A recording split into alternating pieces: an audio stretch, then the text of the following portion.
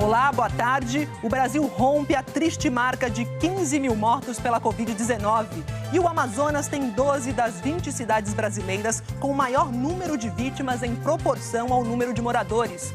No Rio, profissionais de saúde denunciam a retirada de ventiladores de um hospital de campanha. Segundo eles, os equipamentos foram levados para a inauguração de outro hospital amanhã. Começa a quarentena mais rigorosa no Recife e cidades vizinhas. O Tocantins vai pelo mesmo caminho e adota o bloqueio total em 32 cidades.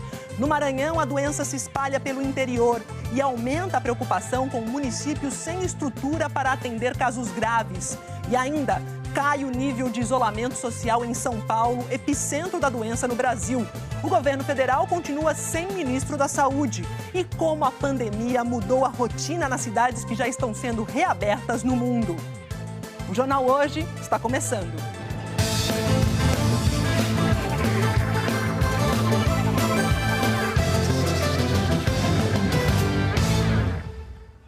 A gente começa o Jornal Hoje deste sábado com a denúncia de profissionais de saúde do Hospital de Campanha do Maracanã, lá no Rio de Janeiro. Esses profissionais dizem que respiradores foram retirados e levados para a inauguração de outra unidade de saúde que vai ser inaugurada amanhã. A denúncia partiu da equipe que está trabalhando no Hospital de Campanha do Maracanã. Montado pelo governo do estado, o hospital começou a funcionar no sábado passado, com 9 dias de atraso. Dos 400 leitos anunciados, só 136 estão funcionando hoje. Funcionários dizem que a situação piorou ontem, quando 20 respiradores foram retirados da unidade. A gente recebeu a notícia de que todos os ventiladores novos iam ser levados para o Hospital de Campanha São Gonçalo, porque lá ia ser inaugurado. E aí a gente até nem acreditou que isso ia ser verdade, mas na parte da tarde o coordenador foi lá e levou 20 dos ventiladores novos que nós recebemos. Então a gente tinha pacientes que estavam já com esses ventiladores em uso, recebendo tratamento através deles, e esses ventiladores foram retirados e colocados ventiladores mais antigos que têm uma limitação de recursos. O Hospital de Campanha de São Gonçalo, na região metropolitana, vai ser inaugurado amanhã.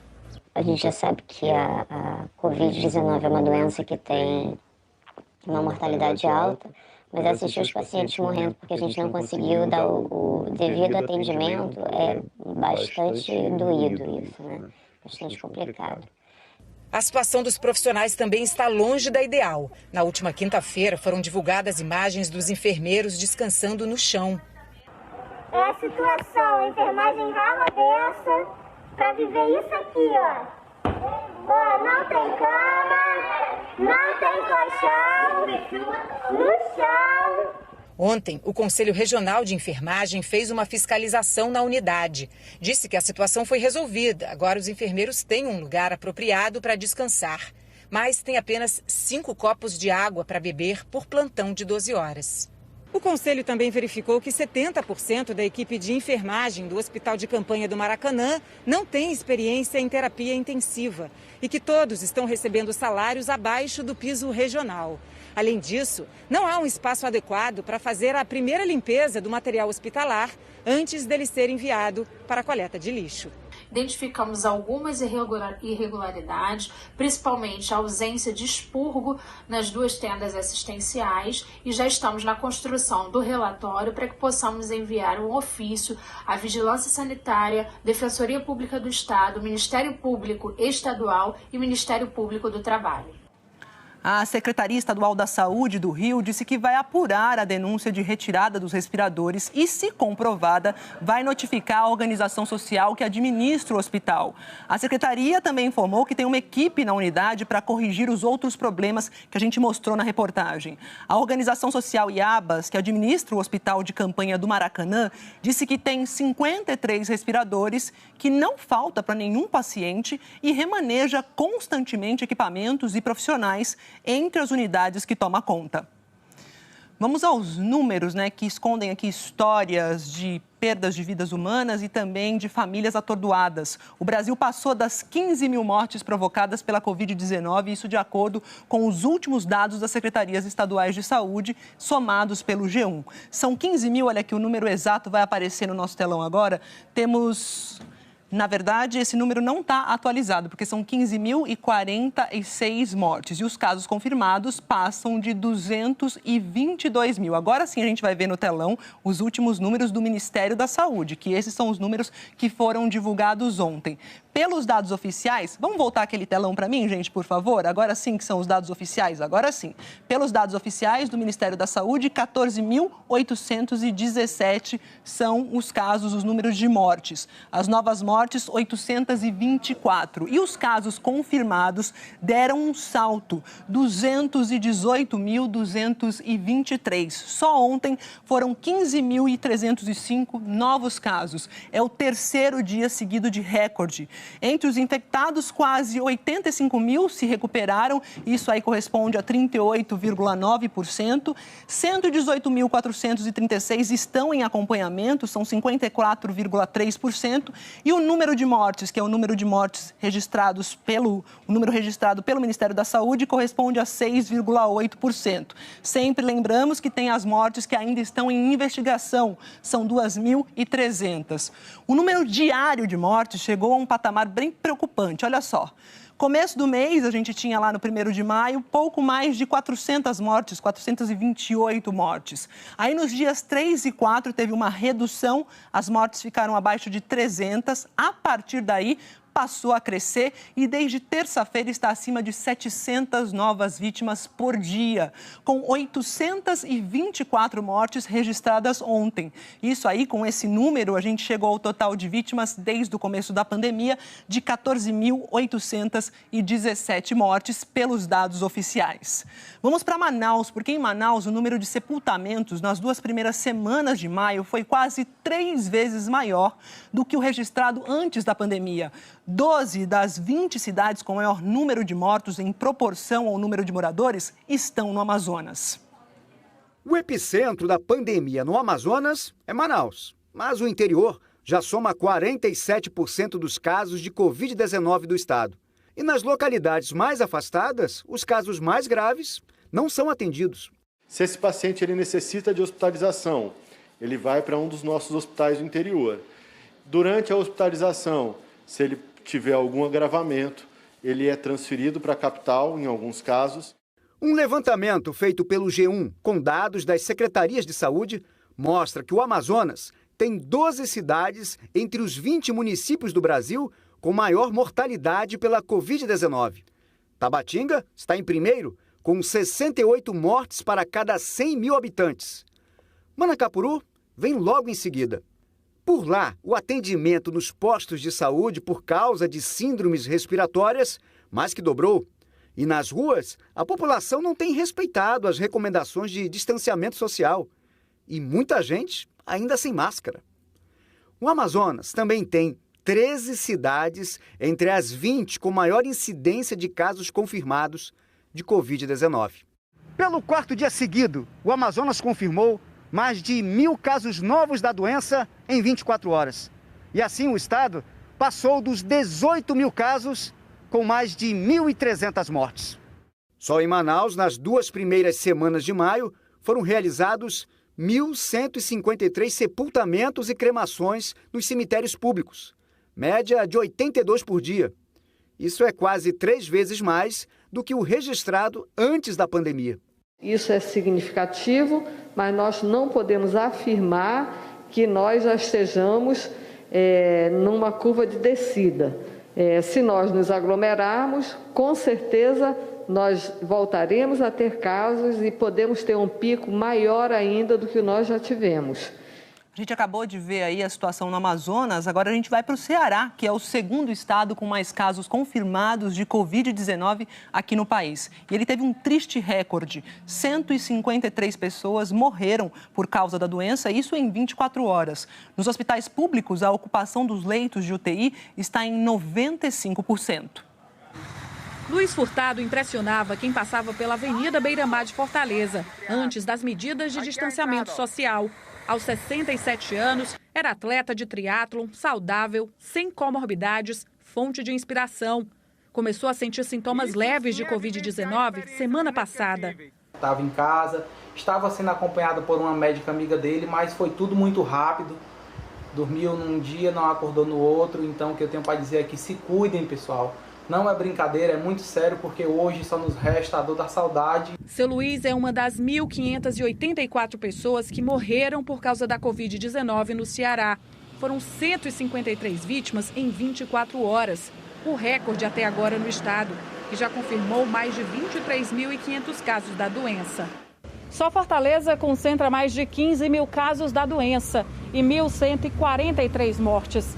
Mesmo com o lockdown decretado na cidade há uma semana para tentar conter o avanço da disseminação da Covid-19, a rede pública de saúde continua operando no limite. Hoje, 95% dos leitos de UTI estão ocupados.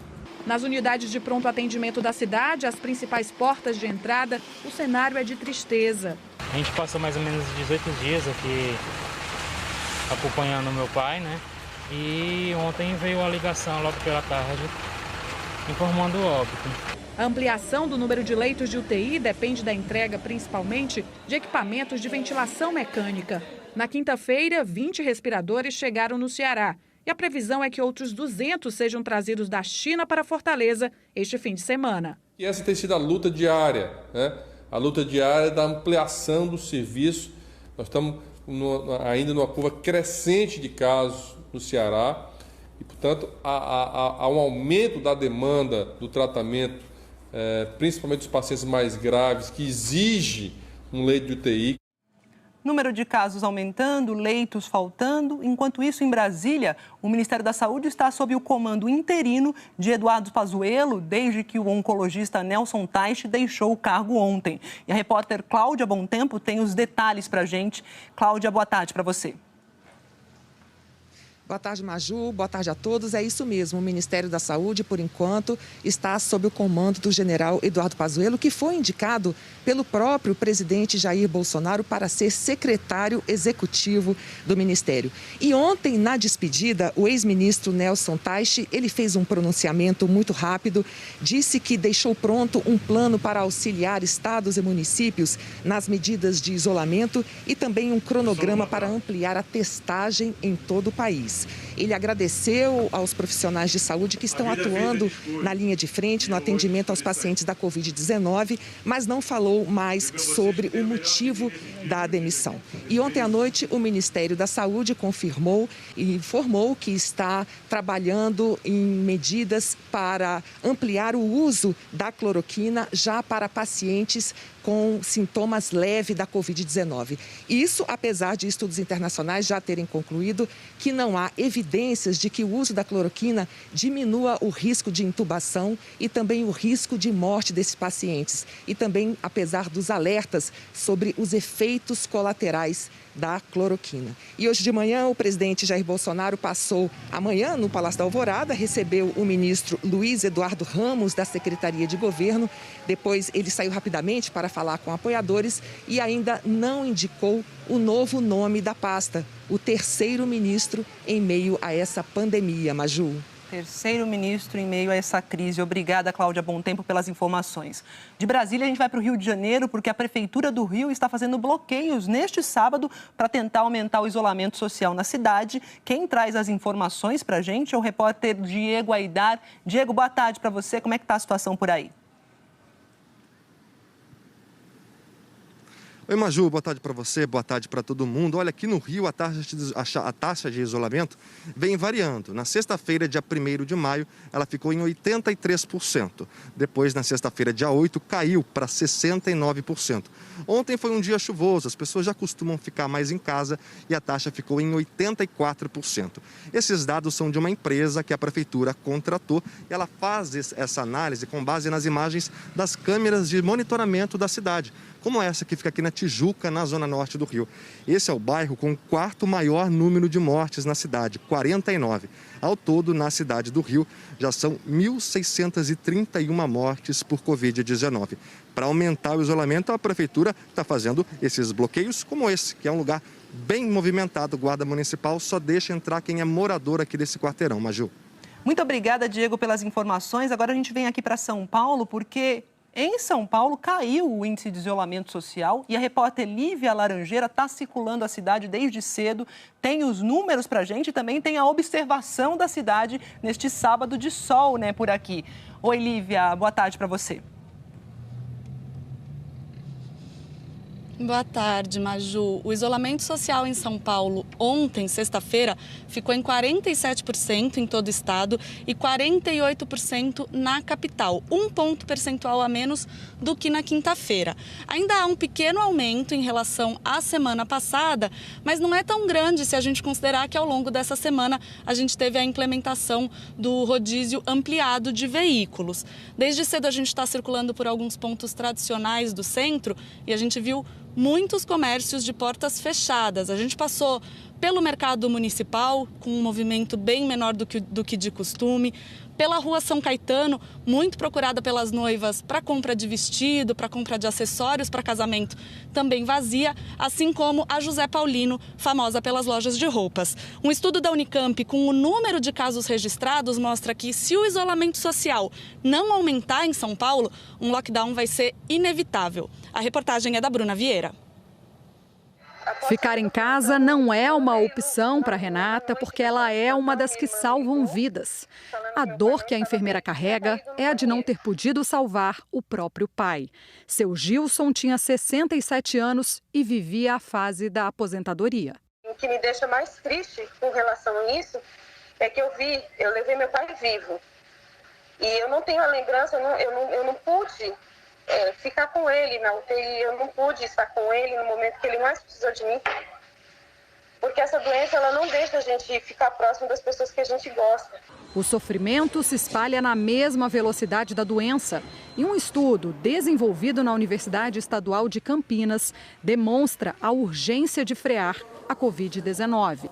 Pelo modelo matemático, se uma pessoa doente continuar contaminando o mesmo número de pessoas que contaminava nos 30 dias anteriores a 10 de maio, o estado passaria a ter 53 mil novos infectados por dia no fim de junho. A conclusão que a gente chega é que, se nada se alterar, nós teremos no fim de junho mais de 2.000 mortes diárias no estado e mais de 1.000 mortes diárias na cidade.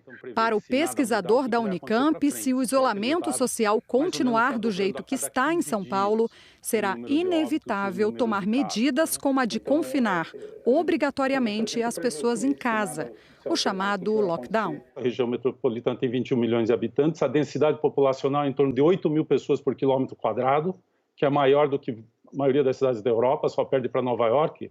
Então, essa densidade causa um contato diário muito frequente das pessoas se não houver isolamento. Aqui em São Paulo ainda temos pela frente, oficialmente, mais 2 semanas de quarentena. O que vai determinar se o governo do estado vai endurecer as restrições de circulação nas ruas, adotando um lockdown, é se as taxas de transmissão da doença e de ocupação de leitos de UTI não caírem. E quem está todo dia no hospital conta para quem não está que a realidade tem sido das mais cruéis. Histórias de filhos que perdem na mesma semana a mãe, o avô e provavelmente o irmão. Histórias de próprios funcionários nossos do nosso hospital perdendo suas vidas exatamente em situações em que eles estavam ali na linha de frente. Para seguir a ciência, a sociedade precisa encontrar condições de manter o maior número de pessoas em casa. Está todo mundo preocupado com o futuro econômico do nosso país. A gente vai recuperar. Vai ser difícil? Vai ser difícil, mas a gente tem condições para isso. O que não pode é a gente ficar aumentando com esta velocidade que nós estamos e vendo gente morrer, jovens morrerem, que não precisavam estar morrendo. E começaram a valer hoje as medidas mais rigorosas de isolamento social lá no Recife e em mais 4 municípios da região metropolitana. A partir de hoje, não tem mais isso de recomendar a máscara, não. Em todo o estado de Pernambuco, agora é assim. Saiu, tem que usar. Mas vimos algumas pessoas sem e outras usando errado. Pernambuco já tinha um decreto proibindo a aglomeração. Mais de 10 pessoas reunidas no mesmo lugar. Agora tem a obrigatoriedade do uso da máscara. A máscara ajuda, mas não faz milagre. Não exclui a necessidade do isolamento social. As pessoas não devem ficar próximas umas das outras. A máscara por si só não resolve tudo, porque a gente sabe que é importante a gente manter uma distância de pelo menos 1,5 metro, 2 metros de cada pessoa. Para aumentar o distanciamento, foram adotadas hoje medidas mais restritivas no Recife e em mais 4 cidades da região metropolitana. Até o fim do mês, sair de casa somente para alguma atividade essencial. Se for de carro, é preciso estar atento ao rodízio. Veículo com placa de final par circula no dia par. Placa ímpar, dia ímpar. Só para fazer a compra de material e voltar. Mesmo com regras mais rígidas, tinha muita gente na rua e gente junta. E olha que amanhã foi de chuva por aqui. Ainda bem que algumas pessoas deram bons exemplos. Todo canto que a gente vai, sendo daqui para a esquina, a gente usa máscara. Lavar as mãos e colocar álcool em gel. Oh, que gracinha! Olha só, vou conversar agora com a Bianca Carvalho para saber como é que tá o movimento nas ruas do Recife. A gente viu chuva de manhã e gente na rua. Agora eu vi que a chuva parou, Bianca. E como é que tá a situação por aí? Boa tarde, bem-vinda. Isso, Maju, boa tarde, obrigada. Olha só, aqui tem pouco movimento. Agora o termômetro não é muito preciso, porque choveu, como que você está falando, né? E também porque hoje é sábado. Agora, veja, tem 35 pontos de bloqueio montados. Este aqui fica no limite entre as cidades de Olinda e Recife. Muito carro passando por aqui, alguns não respeitando o bloqueio, ou seja, hoje é dia par. Tinha que ser carro com final de placa par. Teve gente que veio errado, aí foi orientado a voltar para casa. Gente não respeitando a lotação, só podem 3 pessoas por carro, Maju, contando com o motorista. Eu vi gente desembarcando aqui, teve que desembarcar. E tem que passar de máscara o tempo todo, senão, orientação também para voltar para casa e colocar a máscara. Muito importante que essas medidas deem certo, porque, para você ter uma ideia, hoje foram confirmados 80 mortes confirmadas hoje, agora são 1.461. E 2.200 novos casos hoje, mas muita gente. Então, assim, vamos fazer tudo certo. Eu protejo você e você me protege. Não é assim? É isso, Bianca. Senso de coletividade é o que a gente mais precisa nesse momento. Obrigada pelas informações tão precisas. Até mais. E olha, no Maranhão, o número de mortos por dia voltou a subir. E a falta de estrutura para o atendimento no interior do estado está preocupando. O repórter Alex Barbosa tem as informações para a gente. Alex, boa tarde para você. Boa tarde para você, Maju. Boa tarde a todos. Estamos no penúltimo dia do lockdown aqui em São Luís e em outros 3 municípios da região metropolitana. 12º dia de isolamento total determinado pela Justiça. E ontem foi feriado aqui no Maranhão, feriado estadual. Logo temos um feriadão prolongado, um feriado prolongado atípico aqui em São Luís, com a orla completamente vazia, praia sem qualquer movimentação.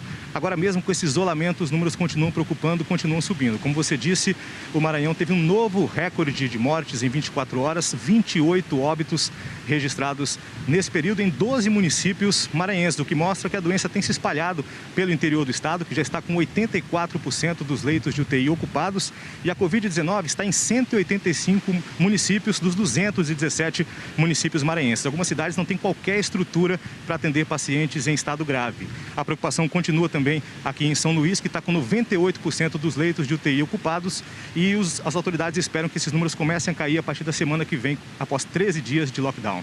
Maju. Tomara, Alex, muito obrigada pelas informações. E a Prefeitura de Palmas decretou a lei seca por tempo indeterminado e fechou parques e pontos turísticos lá da cidade. A repórter Ana Paula Rebanhem tem as informações pra gente. Bem-vinda, Ana Paula, e diga o que você conta aqui pra gente. Oi, Maju, boa tarde para você, boa tarde a todos. A partir de hoje, aqui em Palmas, está proibida a venda e a comercialização de bebidas alcoólicas em supermercados, distribuidoras e conveniências e qualquer outro estabelecimento. E o consumo de bebida alcoólica em locais públicos também está proibido. É uma tentativa da Prefeitura de evitar aglomeração em bares. E o decreto também determinou o fechamento de praias, praças, parques públicos, pontos turísticos e cachoeiras. A Prefeitura também vai fechar ruas e avenidas que registrem aglomerações. Aqui já é obrigatório o uso de máscara para quem for sair de casa. E a partir deste sábado, às 6 da tarde, começa o lockdown em 32 municípios que fazem a divisa do Tocantins com Pará e Maranhão. São 1.279 casos da Covid-19 no Tocantins. Maju? Muito obrigada pelas informações, Ana Paula. E a seguir, o primeiro dia de bloqueio total no Chile, a aprovação do pacote trilionário nos Estados Unidos e como a pandemia mudou a rotina nas cidades que já estão sendo reabertas no mundo. É já já.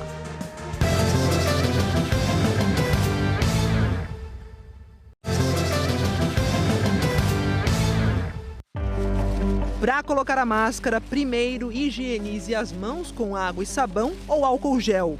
Segure a máscara apenas pelos elásticos e prenda atrás das orelhas de modo que ela cubra bem o nariz e a boca. Evite tocar a parte central da máscara. Se for realmente necessário, segure apenas pelas pontas. E se tiver mesmo que sair de casa, use a máscara o tempo todo.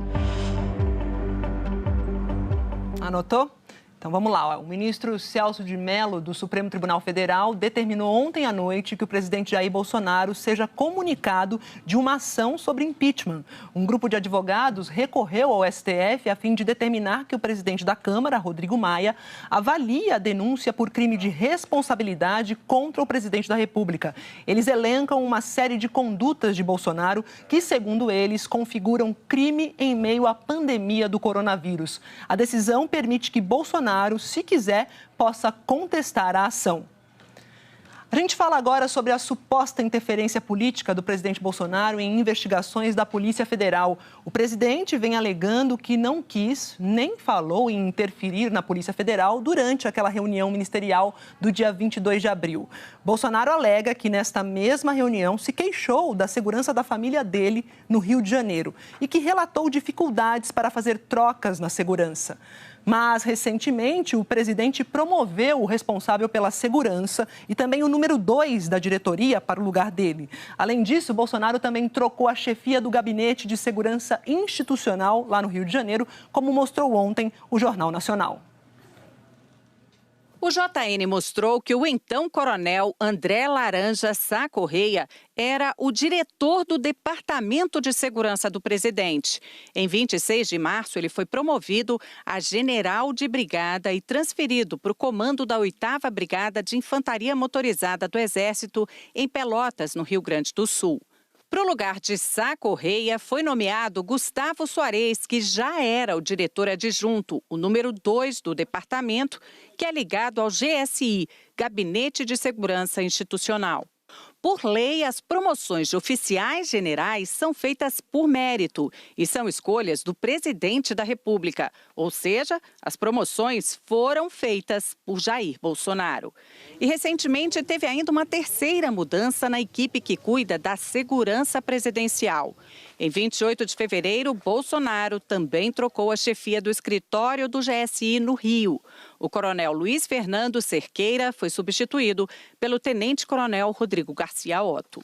As 3 mudanças feitas pelo presidente Jair Bolsonaro contradizem a versão dele mesmo para o que disse na reunião ministerial de 22 de abril.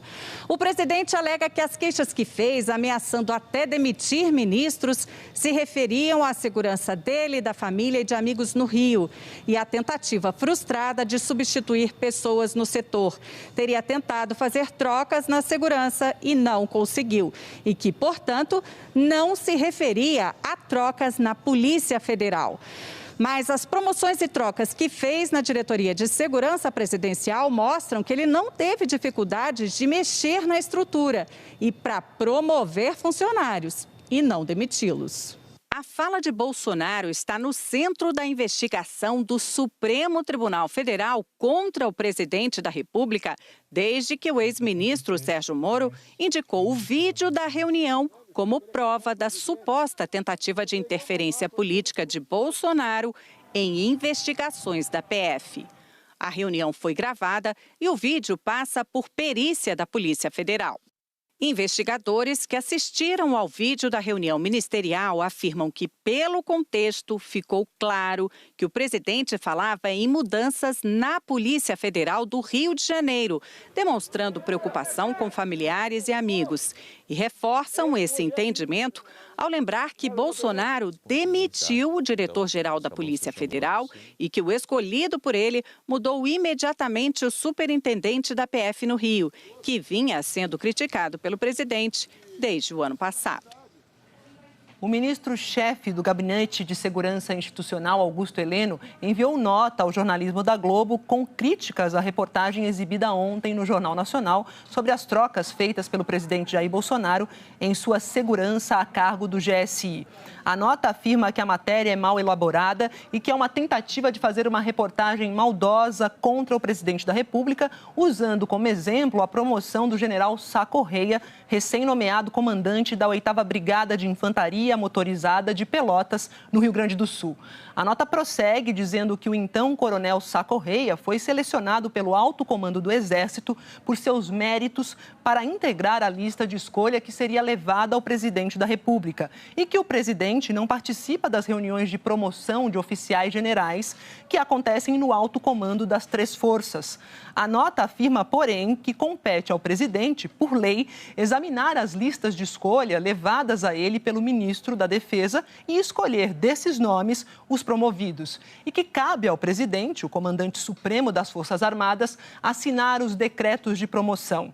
Segundo a nota, o coronel Soares assumiu a chefia do Departamento de Segurança porque era o mais antigo depois do coronel Sá Correia. O ministro Augusto Heleno afirma ainda que na reunião ministerial, falando para os seus ministros e não em público, o presidente citou apenas como exemplo uma troca que desejasse realizar na segurança pessoal dele e que, caso houvesse qualquer oposição a essa troca, na ponta da linha, ele poderia chegar até a demitir o ministro para que sua decisão fosse cumprida. A nota conclui afirmando que o presidente não se referiu a nenhum caso real que houvesse ocorrido com sua segurança pessoal. Em resposta ao ministro, a Globo divulgou a seguinte nota, abre aspas. A nota do ministro do Gabinete de Segurança Institucional, Augusto Heleno, confirma integralmente o que o Jornal Nacional publicou, que o antigo titular da Direção de Segurança Pessoal da Presidência, o então coronel Sá Correia, foi promovido a general de brigada por escolha do presidente Bolsonaro e que o substituto escolhido foi o número 2 do departamento. Em nenhum momento o Jornal Nacional questionou os méritos do general Sá Correia. Quis apenas mostrar que a versão do presidente sobre o que disse na reunião ministerial de 22 de abril não encontra respaldo na realidade. O presidente, reiteradas vezes, afirmou que se referia à segurança dele, de sua família e de seus amigos, quando disse que tentou fazer mudanças na segurança do Rio e não conseguiu. Como mostrou o Jornal Nacional, o presidente não teve dificuldades em fazer trocas no departamento responsável por sua segurança. Promoveu o titular, substituiu-o pelo adjunto e também trocou a chefia do escritório no Rio de Janeiro, sem dificuldades. Por fim, é de se destacar que a frase do presidente Jair Bolsonaro na reunião ministerial de 22 de abril ganha agora mais uma versão. Segundo o ministro Augusto Heleno, o presidente, ao mencionar a segurança no Rio, quis dar apenas um exemplo sobre o que faria caso quisesse realizar uma troca no setor e encontrasse oposição. Poderia chegar até a demitir o ministro para ver a sua decisão cumprida, não tendo o presidente se referido a nenhum caso real que houvesse ocorrido. Registre-se também que o ministro Augusto Heleno não esclareceu por que motivo o presidente se viu compelido a dar esse exemplo. Essa dúvida permanece. Fecha aspas. E morreu hoje em São Paulo o jornalista e escritor Luiz Macluf Carvalho. Macluf trabalhou no jornal Resistência, Movimento, Jornal do Brasil, Jornal da Tarde, Folha de São Paulo, revistas Época e Piauí. Desde 2016, ele era repórter do jornal O Estado de São Paulo. Tinha 67 anos. Ganhou 2 prêmios Jabuti de livro-reportagem. Um por Mulheres que Foram à Luta Armada e outro com o livro Já Vi Esse Filme, Reportagens e Polêmicas sobre Lula e o PT. Macluf publicou 7 livros. O último no ano passado, O Cadete e o Capitão, a vida de Jair Bolsonaro no quartel. Macluf se tratava de um câncer de pulmão há 2 anos e morreu hoje no Hospital AC Camargo. E a seguir, os Estados Unidos aprovam um pacote trilionário para a recuperação da economia e como a pandemia mudou a rotina das cidades que já estão sendo reabertas no mundo. É já já.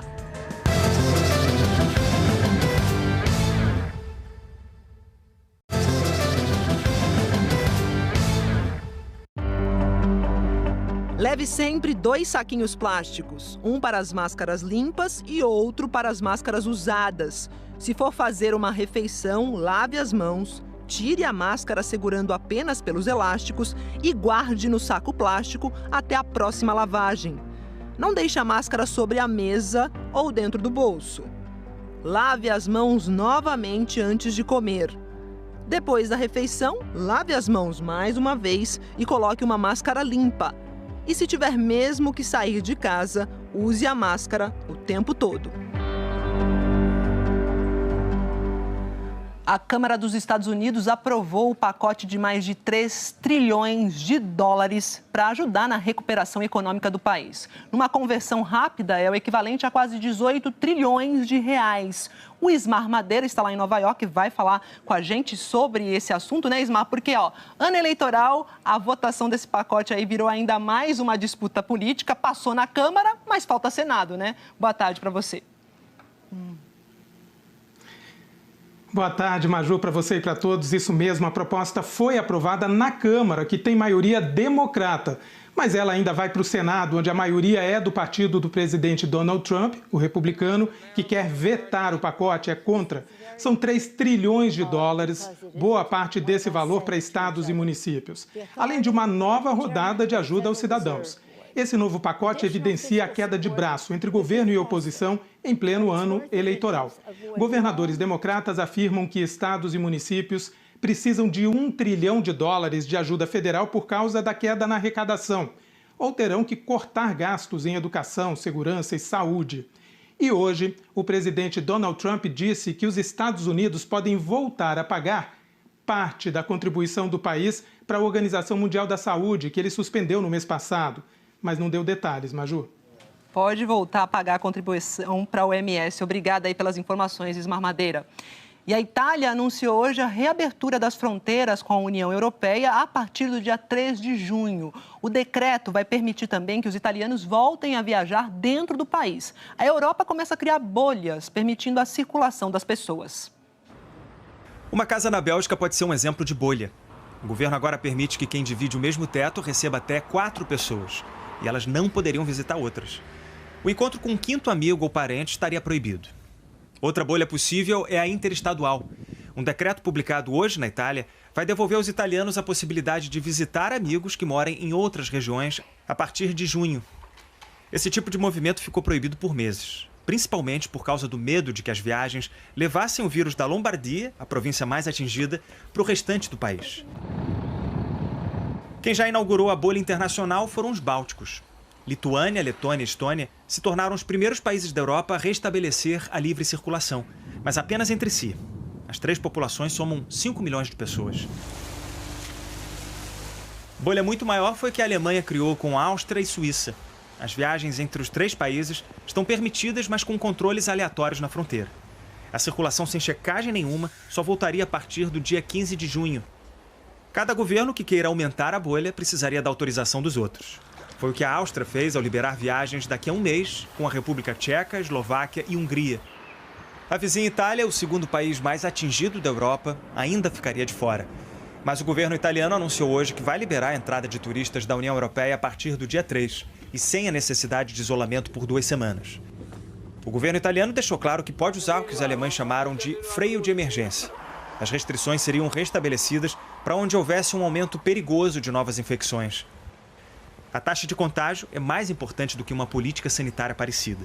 Segundo a Imperial College de Londres, o Brasil hoje é um dos lugares onde o vírus se espalha mais rápido. A epidemia está fora de controle. O brasileiro precisaria ficar isolado por 14 dias numa casa ou hotel de país europeu para poder sair na rua.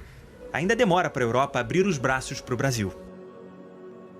O campeonato alemão de futebol voltou hoje depois de 2 meses. Esse foi o primeiro campeonato de futebol europeu a retornar às atividades depois do início da pandemia.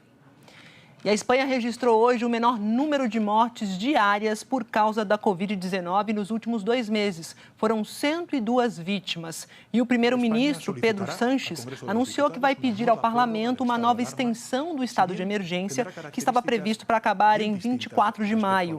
A Espanha é um dos países mais afetados pela doença no mundo, com mais de 230 mil infectados e 27.500 mortes. O Papa Francisco rezou por uma categoria exposta aos perigos da pandemia, os coveiros. O Papa lembrou que sepultar os mortos é uma das obras de misericórdia e que, naturalmente, não é agradável. O pontífice pediu aos fiéis que rezem pelos coveiros que estão arriscando suas vidas todos os dias por causa do alto risco de contágio. Francisco continua conduzindo as missas sem fiéis por causa da pandemia. E 8.600.000 pessoas começaram a viver em bloqueio total no Chile. A medida vale para toda a região metropolitana da capital Santiago e se juntou a um toque de recolher das 10 da noite às 5 da manhã, que está em vigor em todo o país. A polícia do Chile está nas ruas para fiscalizar quem descumpria as determinações do governo. Eles fizeram controles sanitários nas estradas para monitorar quem tenta viajar. O Chile tem 41 mil casos do novo coronavírus e 420 mortos. 27 nas últimas 24 horas. E o JH de hoje termina com a história de cidades que estão superando a pandemia da Covid-19 e reabrindo comércio, serviços, enfim, voltando com cautela, ao normal, mesmo que esse novo normal seja diferente. Para voar, checagem de temperatura e embarque autorizado apenas usando máscaras. Em terra, as ruas diminuíram e as calçadas aumentaram. Não serão mais as mesmas, pelo menos por algum tempo. A pandemia impôs novas medidas, novas regras. É o que muita gente está chamando de novo normal. O banco da praça não está quebrado ou com defeito de fabricação. Só dá para sentar mesmo nas pontas. O miolo se tornou dispensável, já que a distância segura agora é essa. A experiência vem da Turquia. O prefeito da cidade de Kestel diz que os bancos foram desenvolvidos por carpinteiros locais e que poderão ser substituídos no futuro. Conceitos do que é passageiro ou definitivo vão sendo redefinidos a cada dia. Na Indonésia, o mercado se transforma. Para poder funcionar, se desloca. Sai do ambiente fechado e vai para a rua. Do lado de fora, marcado com giz, cada um no seu quadrado. E são 857 quadrados. Vendedores e consumidores precisam usar máscaras e lavar as mãos. Distanciamento entre trabalhadores e clientes também está sendo exigido. Distanciamento social foi uma das expressões que incluímos no vocabulário cotidiano. E os sinais dessa separação forçada estão gravados, assinalados, marcados. Marcas do nosso tempo. A parede de vidro encurtou a distância, mas não diminuiu a saudade. Conseguimos esta aproximação dos familiares, não de 2 metros, mas de 1 centímetro. Essa casa de repouso para idosos em Portugal criou o que chama de caixa de emoções, onde é possível chegar mais perto, mas não tocar. E o que acaba nos tocando é o olhar da filha, lacrimejante, depois dessa conversa que não pode ainda terminar num abraço. Os mais idosos são considerados grupo de risco, mas os riscos mudaram a rotina de todos. O fechamento das escolas foi uma das mudanças que mais afetaram o dia a dia das pessoas durante a pandemia. Agora, vários países se preparam para a volta às aulas, sabendo que para milhões de crianças e adolescentes em todo o planeta, o novo normal vai chegar com muitas novidades, mas muitas dúvidas também. Depois de desinfetadas, como serão as salas de aula? Com mais espaços e menos alunos? É o que parece, pelo menos num primeiro momento. As batalhas vencidas contra o vírus são cercadas de muita cautela. A guerra ainda não terminou e une todo mundo. Um mundo que vai mudar. Já mudou. E seguirá mudando conforme tratamentos e vacinas forem sendo testados e aprovados. Por ora, nesse novo mundo que tudo e todos redescobrem, comer fora de casa, só respeitando medidas mais rígidas e, por que não, estranhas. Os clientes são avisados que grupos não podem mais se sentar juntos. Mesas para 4 pessoas só podem receber 2. E mesmo assim, a conversa só acontece separada por uma película plástica. É estranho à primeira vista, mas todos podem se adaptar, né? Diz o cliente. Everyone can adapt, right? Que completa com uma frase que resume bem o momento. O estranho hoje pode acabar sendo o normal algum dia. Pois é, o novo normal. Então, respira fundo, fique em casa se você puder, isso aí vai passar. O Jornal Hoje termina por aqui. Você acompanha outras notícias no Jornal Nacional. Para rever as reportagens, vai lá no Globoplay. Boa tarde, bom fim de semana e até segunda-feira.